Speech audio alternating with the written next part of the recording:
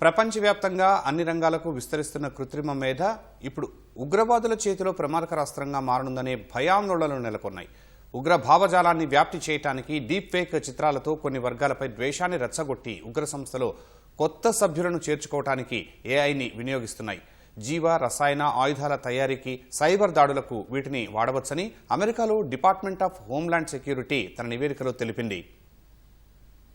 ప్రపంచం మొత్తం కృత్రిమ మేధ శక్తిని ఉపయోగించుకోవడానికి పోటీ పడుతుంటే మరోవైపు ఉగ్రవాద సంస్థలు కూడా ఈ అత్యాధునిక సాంకేతికతతో ప్రమాదకరమైన ప్రయోగాలు చేస్తున్నాయి. ఈ సాంకేతికతను పూర్తిగా ఎలా ఉపయోగించాలో ముష్కరులకు ఇంకా స్పష్టంగా తెలియకపోయినా దాని సామర్థ్యాన్ని పరీక్షించడం ప్రారంభించారు. ఉగ్రవాద సంస్థల్లో కొత్త సభ్యులను చేర్చుకోవడానికి అత్యంత వాస్తవికంగా కనిపించే డీప్ ఫేక్ చిత్రాలను రూపొందించడానికి, సైబర్ దాడులకు మరింత పదును పెట్టడానికి, జీవ రసాయన ఆయుధాల తయారీకి ఉగ్రవాదులకు ఏఐ ఒక శక్తివంతమైన సాధనంగా ఉపయోగపడవచ్చని అమెరికా భద్రతా నిపుణులు, నిఘా సంస్థలు హెచ్చరిస్తున్నాయి.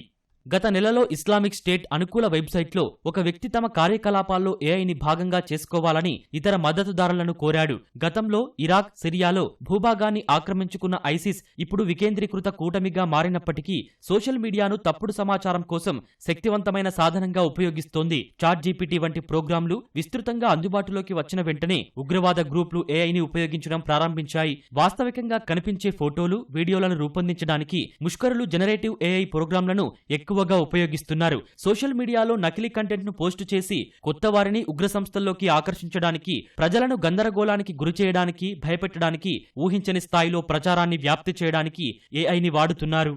2 ఏళ్ల క్రితం ఇజ్రాయెల్ హమాస్ యుద్ధం సమయంలో బాంబు దాడులకు గురైన భవనాలలో రక్తసిక్తమైన, విడిచిపెట్టిన పిల్లల డీప్ ఫేక్ చిత్రాలను ఇటువంటి బృందాలు వ్యాప్తి చేశాయి. కొన్ని వర్గాలపై ద్వేషాన్ని పెంచడానికి, కొత్త సభ్యులను చేర్చుకోవడానికి ఈ ఫోటోలను ఉగ్ర సంస్థలు ఉపయోగించాయి. ఉగ్రనేతల సందేశాలను త్వరగా అనేక భాషల్లోకి అనువదించడానికి ఏఐని ఉపయోగిస్తున్నారు. చౌకైన, శక్తివంతమైన ఏఐ విస్తరిస్తున్న కొద్దీ ప్రమాదాలు పెరిగే అవకాశముందని మాజీ సిఐఏ ఏజెంట్ మార్కస్ ఫౌలర్ అన్నారు. హానికరమైన కోడ్ రాయడానికి లేదా సైబర్ దాడులను ఆటోమేట్ చేయడానికి కూడా ముష్కరులు ఏఐని ఉపయోగించే ప్రమాదం పొంచి ఉంది.